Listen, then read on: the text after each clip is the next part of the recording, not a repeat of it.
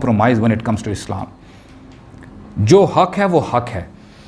اور ایک اور جو ہے نریشن آپ کے سامنے رکھتا ہوں کہ ہوتا کیا تھا کہ آپ کو پتہ ہے کہ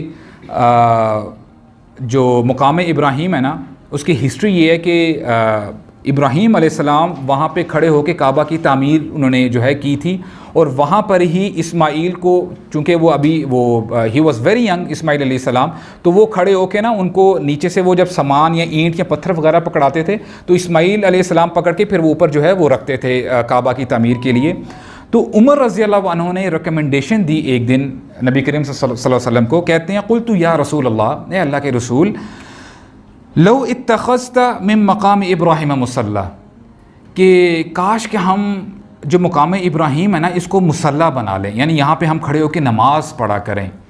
ابھی وہ یہ کہتے ہی ہیں تو کچھ دیر کے بعد اللہ تعالیٰ آیت نازل کر دیتے ہیں وَاتَّخِذُوا مِن مَقَامِ إِبْرَاهِيمَ مُصَلَّى, کہ مقام ابراہیم کو مصلی بنا دو, یہاں پہ جو ہے نماز پڑھا کرو. تو یہ بھی ایک نریشن آتی ہے جہاں پہ قرآن نے تائید کی تھی عمر رضی اللہ عنہ کی. اس کے ساتھ ساتھ ویری بیوٹیفل نریشن, سبحان اللہ. اللہ تعالیٰ آیت نازل کرتے ہیں, اس آیت میں آتا ہی منافقین کے بارے میں. اللہ تعالیٰ فرماتے ہیں استغفر لہم او لا تستغفر لہم, اے نبی آپ ان کے لیے استغفار کریں یا نہ کریں, ان تستغفر لہم 70 مرۃ فلن یغفر اللہ لہم, اے نبی اگر آپ ان کے لیے 70 دفعہ بھی مغفرت کریں گے نا اللہ تعالیٰ ان کو معاف نہیں کرے گا. کن کی بات ہو رہی ہے؟ منافقین کی بات ہو رہی ہے. اچھا ہوتا کیا, یہ آیت نازل ہو گئی ہے.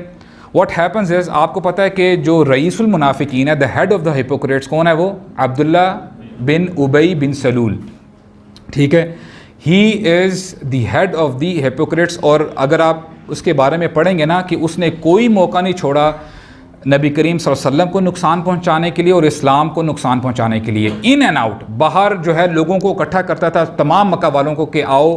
اب دیکھیں اندر کا دشمن بڑا خطرناک ہوتا ہے, اس کو پتہ ہوتا ہے کہ what are the loopholes اور کہاں پہ کیا ویک پوائنٹ ہے اور کیا کرنا چاہیے, تو وہ لوگوں کو بتایا کرتا تھا, ٹھیک ہے, کہ آؤ یہاں پہ مسلمانوں کی تعداد اتنی ہے, اب تم آ کے اٹیک کر سکتے ہو وغیرہ وغیرہ, کسی نہ کسی طریقے سے اسلام کو نقصان پہنچے اور اسلام ختم ہو جائے. کیوں؟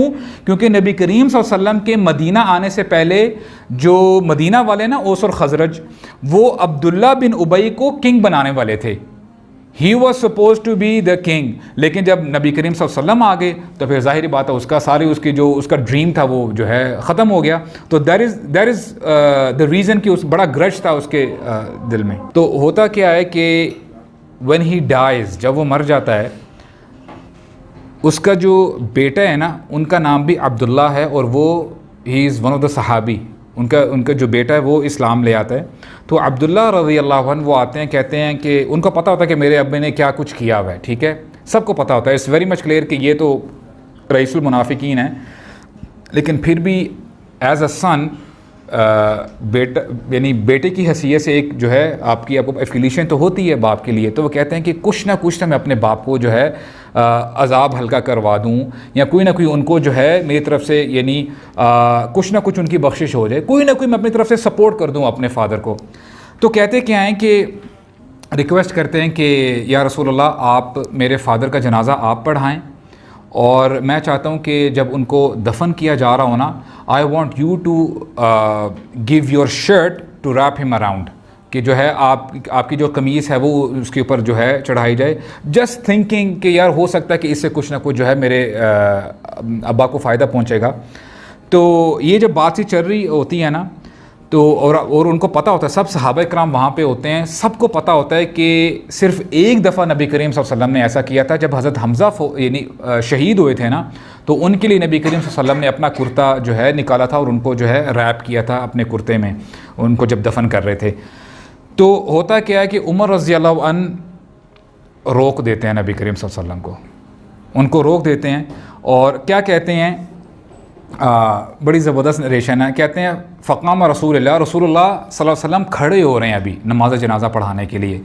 فاخذ بثوب رسول اللہ, ثوب کہتے ہیں کپڑوں سے, بولتے ہیں عمر رضی اللہ عنہ نے ان کو کپڑوں سے پکڑ لیا, سبحان اللہ, کپڑوں سے پکڑ لیا. کہتے ہیں اتصلی علیہ, اے اللہ کے رسول آپ ان پہ نماز یعنی اس شخص پہ نماز پڑھنے لگے ہیں. وقد قال یوم کذا و کذا، اور گنوا رہے ہیں کہ اس نے فلاں دن یہ کیا تھا، فلاں دن یہ کیا تھا، اس نے ہمیں جو ہے یہ ضرر پہنچایا اسلام کو. اور کیا کہتے ہیں اعدد علیہ قولہ، اور گنواتے جا رہے ہیں کہ اس نے یہ دیکھے ہمارے ساتھ برا کیا، اسلام کو اس کی وجہ سے ہمارے اتنے صحابہ شہید ہوئے ہیں، یہ ہوا ہے وہ ہوا ہے. نبی کریم صلی اللہ علیہ وسلم سن رہے ہیں. کیا ہمارے نبی کو پتہ نہیں تھا اس نے کیا کیا؟ بہت خوب پتہ تھا. نریشن بتاتی ہے فتبسم رسول اللہ، نبی کریم صلی اللہ علیہ وسلم اسٹارٹ اسمائلنگ، وہ مسکرانے لگ جاتے ہیں.